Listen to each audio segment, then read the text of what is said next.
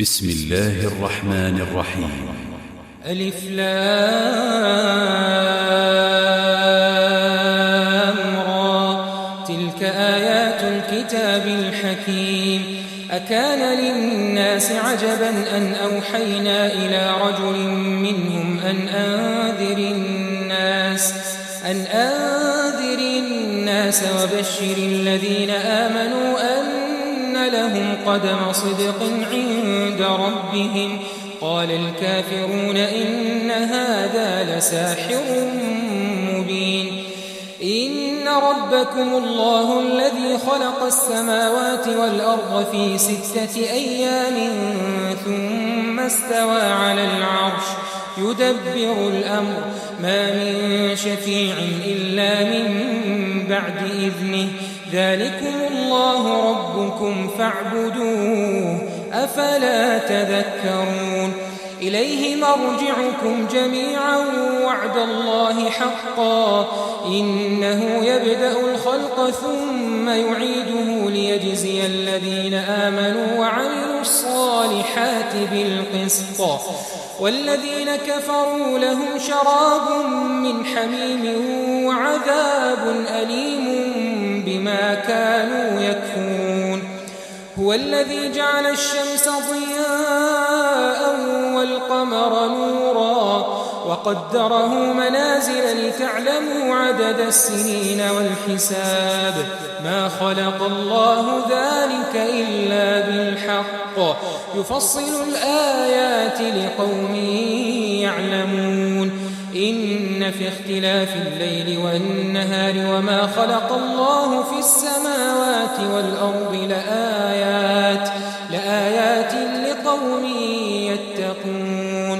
إن الذين لا يرجون لقاءنا ورضوا بالحياة الدنيا واطمأنوا بها والذين هم عن آياتنا غافلون أولئك مأواهم النار بما كانوا يكسبون.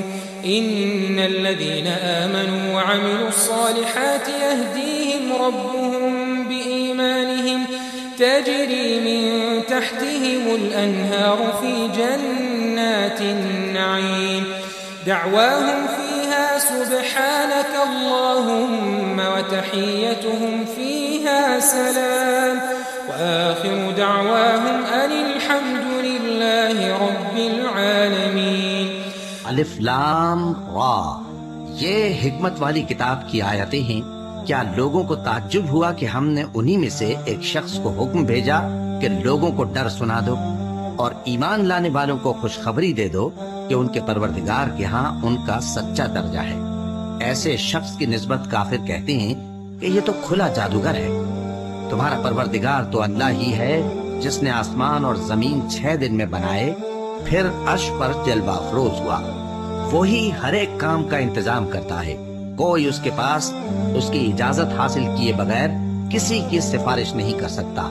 यही अल्लाह तुम्हारा परवरदिगार है तो इसी की इबादत करो। भला तुम और क्यों नहीं करते? उसी के पास तुम सबको लौट कर जाना है। अल्लाह का वादा सच्चा है।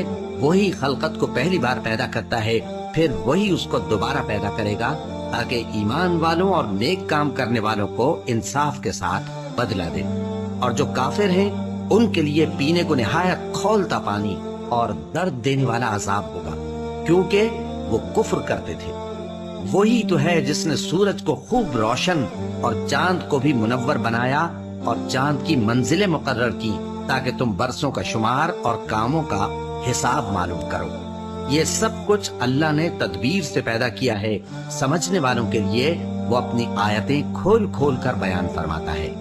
और दिन के एक दूसरे के पीछे आने जाने में और जो चीजें अल्लाह ने आसमान और जमीन में पैदा की हैं सब में डरने वालों के लिए निशानियां हैं।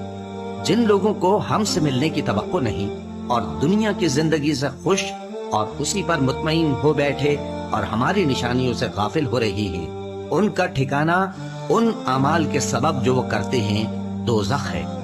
और जो लोग ईमान लाए और नेक काम करते रहे उनको उनका परवरदिगार उनके ईमान की वजह से जन्नतों में पहुंचा देगा।